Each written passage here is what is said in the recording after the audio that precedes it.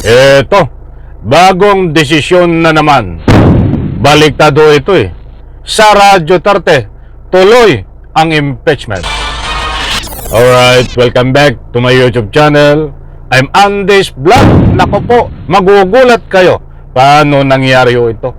Tuloy ang impeachment. Isang like muna sa video na ito kung nagustuhan nyo po. Sabay-sabay po nating i-like ang video na ito. Sa lahat po ng hindi pa nakasubscribe dito sa aking YouTube channel, please subscribe. Pwede rin po kayo mag-share ng video na ito. Mga kaibigan, heto talagang pabalik-baliktado ang desisyon eh. Kaya sa puntong ito, tuloy ang impeachment laban kay Sara Duterte buhato dito. Mga kaibigan, sa ibabagi ko po sa inyo, kapag mayroon po kayong pagkakataon, samahan niyo po akong panoorin hanggang dulo. Nako, eto na. Talagang walang forever, mga kaibigan. O ito, maliwanag ko. Shout out po sa lahat. Gusto raw sana ni VP Sara Duterte ng isang bloodbath. Kaya lamang isinantabi na ang impeachment complaint laban sa kanya. At live po mula sa Davao City, aniya sa frontline sa balita, si Bril Montalvo ng News 5 Mindanao. Bril, kamusta? Ayun mga kaibigan, sandali nating putulin. At napakaliwanag po na gusto sana ni Sara Duterte ng bloodbath. Ito inuumpa niya, pinagyayabang, mga kaibigan. Gusto daw sana niya ng bloodbath. Ibig sabihin talagang mayroon siyang ilalabas din at magiging madugo itong gaganapin na impeachment. At hindi po natin alam kung ano ang ilalabas niya pa na ika nga tinatawag na bloodbath. Bakit magiging bloodbath ito?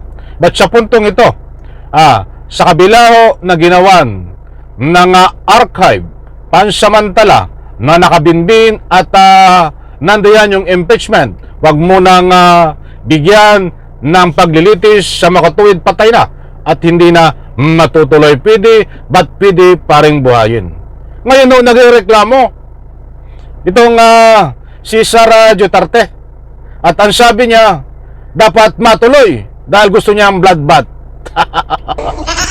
Sara Duterte, alam ko naman na maraming albularyo diyan sa kung saan lugar ikaw naroroon ngayon.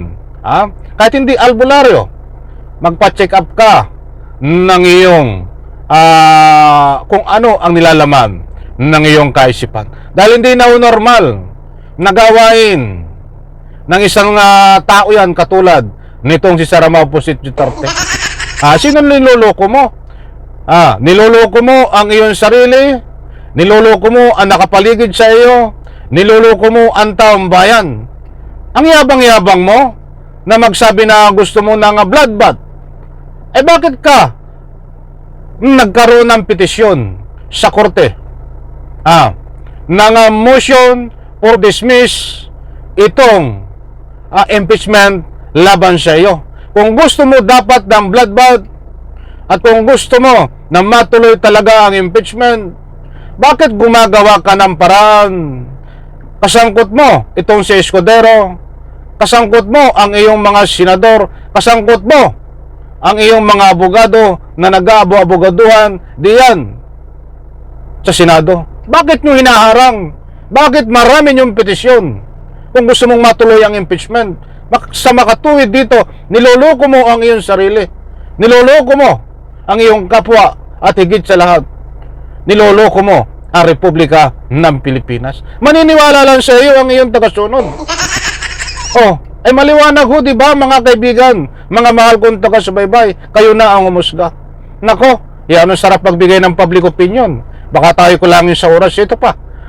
At idire-diretso po natin maya-maya. Sa gitna ng isyong impeachment. Go. Bok, sunod-sunod nga ang naging aktibidad ni Vice President Sara Duterte dito sa Davao City ngayong araw. Ito ay matapos i-archive ng Senado ang articles of impeachment laban sa kanya kagabi.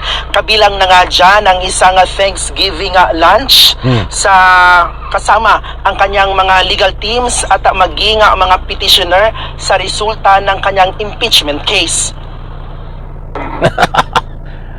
Hindi naman interesado natin na ika nga po kung ano ang gawa niya ngayon. But anyway, kasama sa balita na ito, isama na rin natin.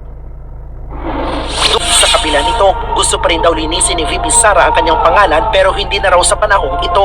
I wanted a bloodbath, meaning I wanted all the pieces of evidence from the prosecution and all the pieces of evidence from the defense presented for everyone. But unfortunately, wala na siya. So possibly, wala na kibalo, 2026, 2027, 2028, na ay mga mag-file na po the impeachment. That will be another opportunity to answer. Tungkol naman sa Nako, ay kalokohan ho ito mga kaibigan. Kayo na po ang magbigay ng anumang public opinion dito, di ba? Oh. Only in the Philippines na mayroon hong ganito na isang vice presidente nagtatago sa pangalang vice presidente. Wala ho itong kakwenta-kwenta.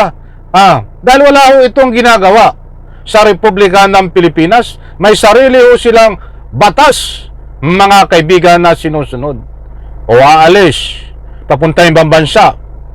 Ang bit-bit ho ay pagdating magpakalat ng fake news para siraan ang ating gobyerno. Yan lang ho ang kanyang gawain manira sa gobyerno, mga kaibigan. Ganyan ba? Dito lang ako nakakita sa Pilipinas ng ganyan na vice presidente na walang kwenta, mga kaibigan. Mga kaibigan, muli kong inuulit, tama ba naman ang ganyang attitude na pinapasweldo ng taong bayan? Pinapasweldo nyo sa pamamagitan ng tax. Lahat po nasa kanya na. Tapos ngayon lulukuhin tayo. Sa bagay, ito ay wala ng kredibilidad. Kahit 10 pansabihin ito ng mga salita, ay 11 ho ang mali, walang tumama. Di po ba, mga kaibigan? Kahit napakaliwanag ho dito na itong si Sara Duterte ay bagong desisyon na naman, baliktad. Hindi mo alam kung ano ang nasa utak nito. Mahirap pong ispilingin. Every minute mayroong pinapakalat na fake news na balita para lang ho makakuha ng simpatiya, subalit wala naman ho na sumasampatiya sa kanya, bagkus yung dati niya pang mga kasunod at siyempre yung mga senador niya na mga kakampi niya. Kaya ito, mga mahal kong taga-subaybay, datapwat nasabi natin na tuloy ang impeachment.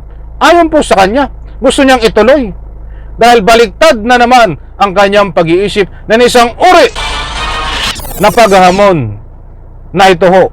Kaya nagagawa niya, maaari ho, wala na sa tamang katinuan. Hindi ho ito magagawa ng tao na sa tamang katinuan na gusto mong ituloy ang isang impeachment. Ba't mo haharangin? Kung gusto mong ituloy, gusto mo ng bloodbath. Dahil nga ho, wala sa tamang katinuan, mga kaibigan. Alright, hanggang dyan lang po muna. Ayaw ko nang bigyan ng anumang public opinion to dahil sayang lang ho ang oras natin dito. Isang like ko sa video na ito.